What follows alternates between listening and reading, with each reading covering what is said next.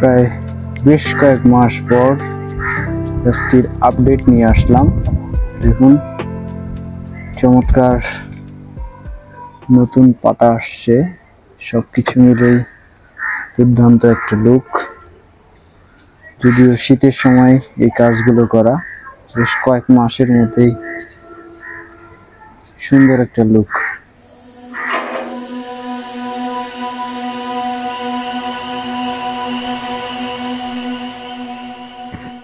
এটি আজ থেকে প্রায় 50 দিন আগের একটি ভিডিও শ্যুট।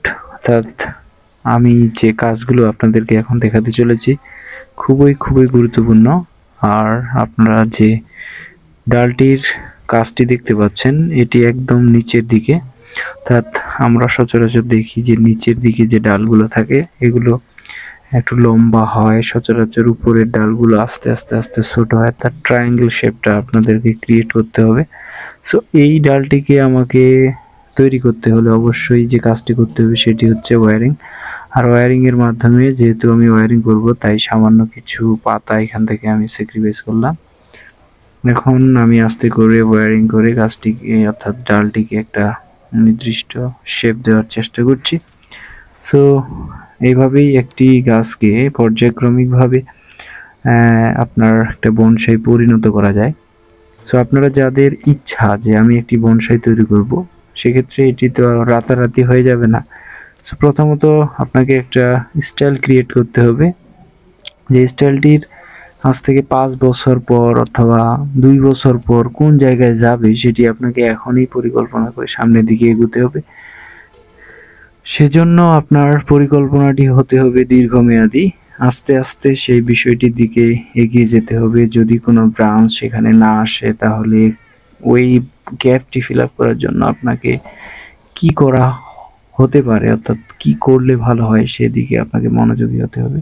অর্থাৎ একটি গাছকে গভীর পর্যবেক্ষণের মাধ্যমে আপনাকে একটি বনসাই শেপ দেওয়ার চেষ্টা করতে হবে। অর্থাৎ প্রকৃতিতে যেমন একটি গাছ থাকে ঠিক সেরকমই। তো যদিও এই গাছটি একটি ফাইকাস জাতীয় গাছ, আমরা জানি ফাইকাস জাতীয় গাছগুলোর উপর দিকে অর্থাৎ ঝুরি নামে। আর এই ধরনের একটি শেপ দেওয়ার ক্ষেত্রে আমি যে বিষয়টি আপনাদেরকে বলতে যাচ্ছি সেটি হচ্ছে, যদিও এই শেপগুলো প্রকৃতিতে আমরা দেখতে পাই না, তবুও এই গাছটি আমি একটা ন্যাচারাল গাছ দেওয়ার একটা স্টাইল দেওয়ার চেষ্টা করছি। আর ব্রাঞ্চগুলোকে আমি ওয়্যারিং করে দেওয়ার চেষ্টা করছি যেন একটা ভালো মুভমেন্ট ক্রিয়েট করা সম্ভব হয়।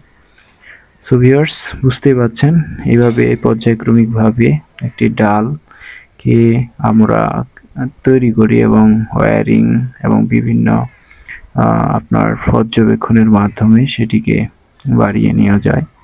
তো যদিও আমি গাছটির সমস্ত পাতা ছেটে দিছি এই জন্যই যে আমার ডালগুলোকে ভালোভাবে পর্যবেক্ষণ করতে হবে।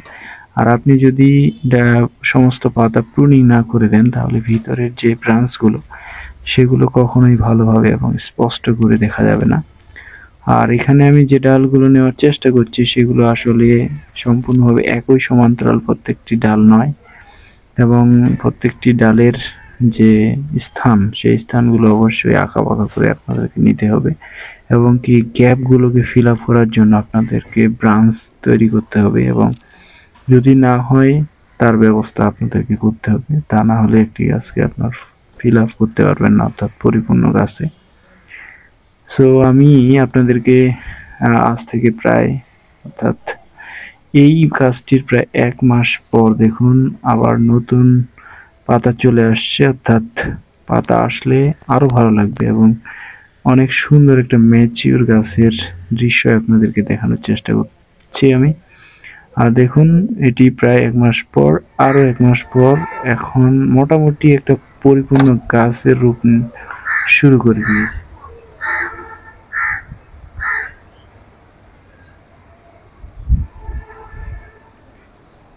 এই অংশটা আমার ছেড়ে দেওয়া, গ্যাপটা ফিল আপ হয়ে আসার চেষ্টা করছে। আস্তে আস্তে এটা ফিল আপ হয়ে যাবে, অর্থাৎ একটা সুন্দর স্ক্র্যাচ দেখা যাবে, অনেকটা সুন্দর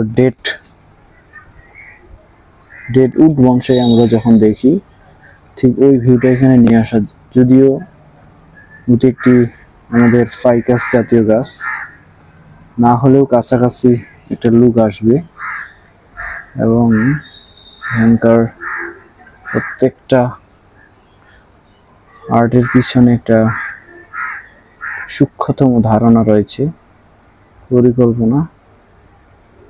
এই ডালটা আস্তে আস্তে এই গ্যাপটা ফিল আপ করবে, আর এটা এফেক্টস, এটা পিছনের ব্যাক, সবকিছু মিলে একটা অসাধারণ লুক।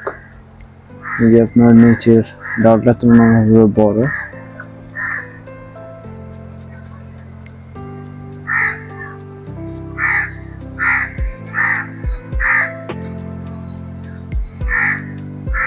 সো সুন্দর একটা লুক।